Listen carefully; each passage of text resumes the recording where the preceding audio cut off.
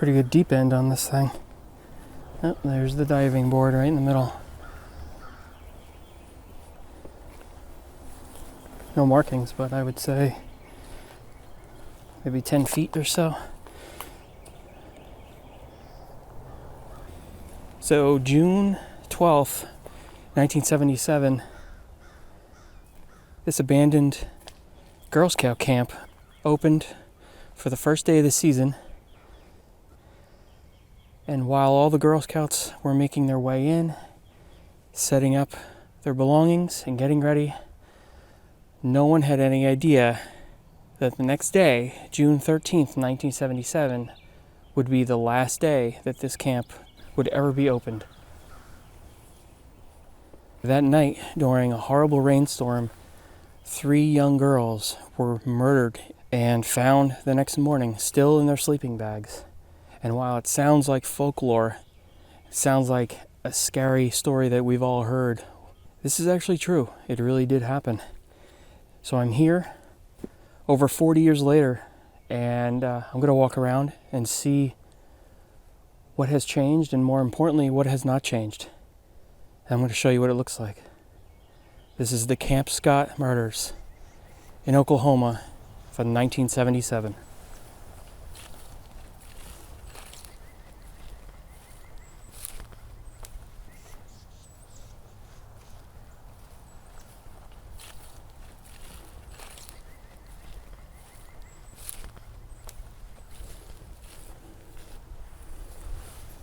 So this whole story starts about 2 months before the campers even got here.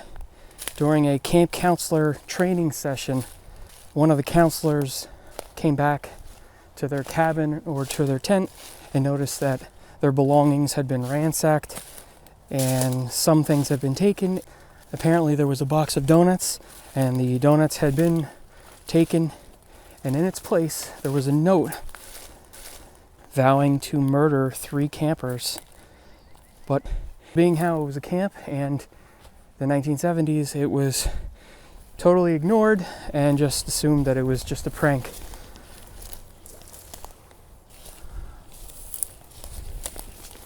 This was the Great Hall, and it looks as though there has been a fire here, which happens all too often with abandoned buildings.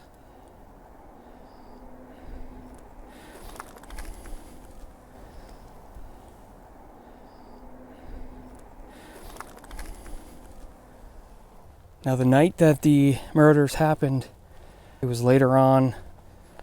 I believe they had already eaten. A storm had come in, pouring rain. There was a nasty thunderstorm going on. So after eating, the girls promptly went into their tents and retired for the night. There are a number of sections where the campers would be, and I am going to make my way over to the Kiowa section where the 3 girls were inside of tent number 8.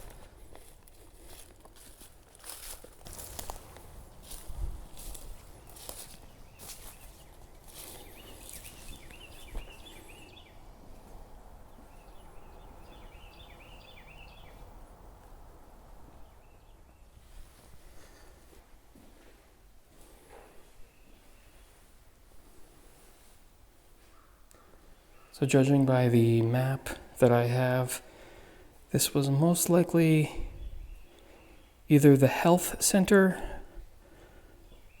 or it could have been the director's office. It's kind of hard to tell because some buildings have been burned or removed.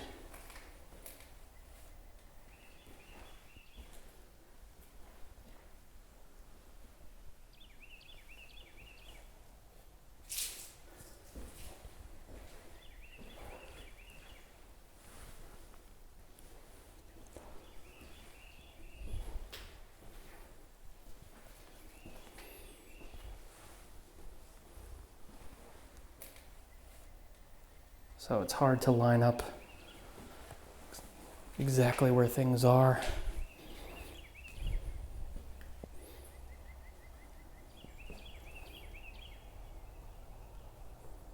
So I'm not going to go too deep into the murders themselves and what happened. If you're interested in that and you don't know about this, then you can just Google Camp Scott murders or Camp Scott, Oklahoma, and a huge amount of information will come up.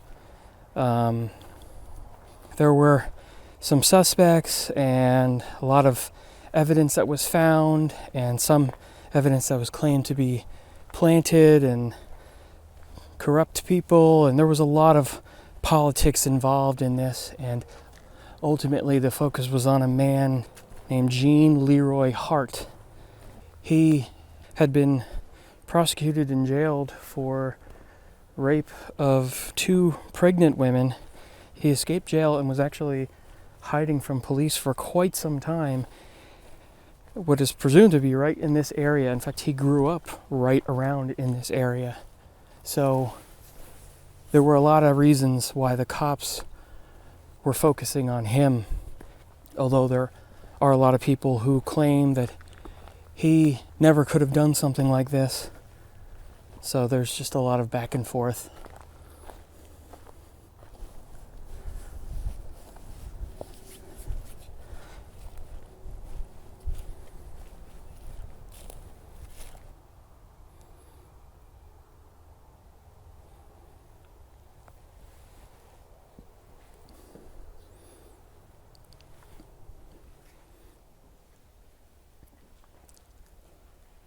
So this looks more like it would have been for the camp director. A little bit more spacious, a little bit nicer, an actual full kitchen and everything. So I would say this was the camp director's place.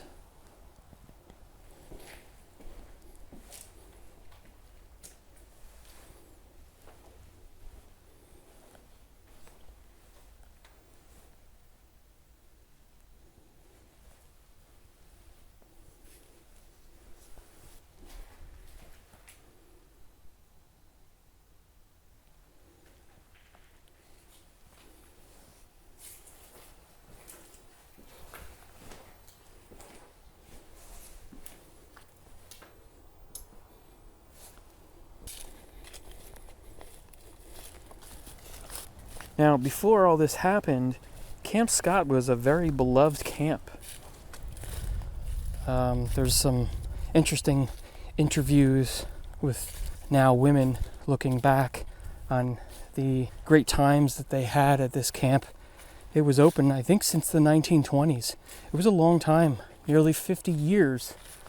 But of course, like any abandoned camp, this place definitely looks pretty creepy these days. Like I said, the girls were in the Kiowa camp section, and I think it's somewhere down through here. Now the tents themselves are most likely long gone. You're talking about over 40 years of what was a simple wooden platform and just a canvas top over. So stuff is probably gone. I know for a fact that the platform of their specific tent was removed because there was blood that was found on the platform.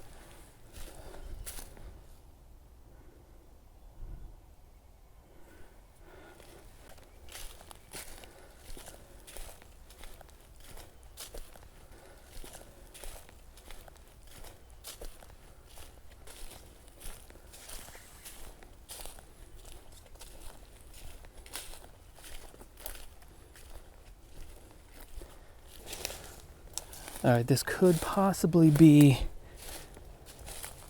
the area here.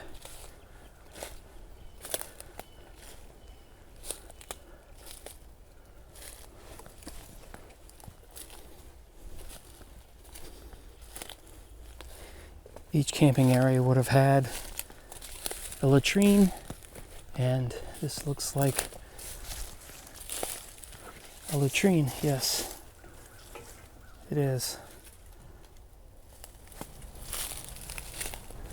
An interesting fact about these murders is the girls' tent, Tent 8, was the only one that the counselors could not see from their tent due to the showers being in their line of sight, as you can see from this map.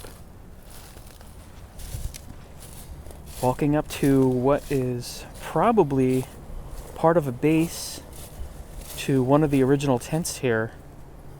It looks to be the exact size. So that would mean that the tents were set up right here, with the girls in Tent 8 being off here to the right and leading back to the left like a half circle. To the left was where the counselor's tent was. Now, judging by the map, it looks as though the girls' bodies were discovered right in this general area, right on this rough trail. In fact, this could very well be the tree, the exact tree where their bodies were found. But it's very tough to tell.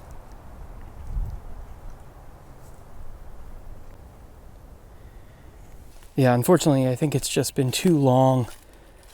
It's impossible to identify exactly where the tent was and where the girls' bodies were found. But I'll include a lot of these pictures that are online so you can get an idea of how things looked. So Jean Leroy Hart was finally located by the police and arrested about 10 months or so after these murders occurred. It's believed that he was hiding out in a local cave. He was very familiar with this area, and actually when they arrested him, he was at a friend's house. He was arrested and went to court and actually was acquitted, and that's where a lot of the politics get involved. If you're really interested in the situation as to why he was acquitted, there's tons of information online. I certainly don't claim to know everything about this, because the more you read, the more you dig, the more information you'll get. It's a very interesting case, but the long and short of it is, to this very day, this case is considered open and unsolved.